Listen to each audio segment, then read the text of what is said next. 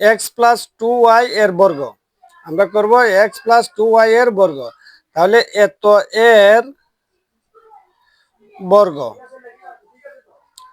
বর্গ মানে স্কোয়ার দিলে বর্গ হয়ে যায়, সবটার উপর যদি স্কোয়ার দেয় তাহলে বর্গ। এখন এটা একটা সূত্র গেছে, এর সংখ্যাটা হচ্ছে এ আর এর সংখ্যাটা হচ্ছে বি, 2y হচ্ছে বি।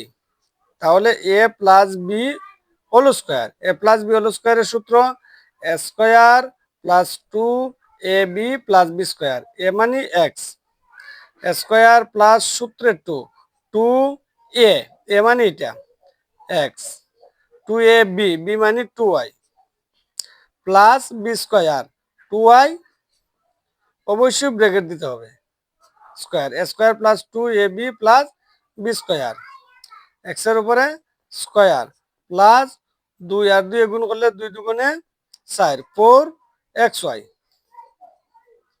প্লাস 2 দুইটা 2 দুগুণে 4, 4y এর উপরে স্কোয়ার। এটাই আনসার।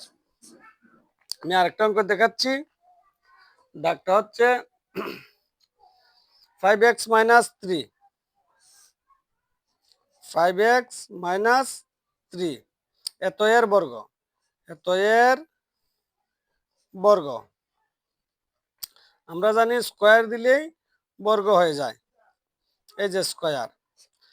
এখন 5x হচ্ছে এ আর 3 হচ্ছে b, a minus b whole square, a minus b whole স্কোয়ারের সূত্র হচ্ছে square minus 2ab plus B square.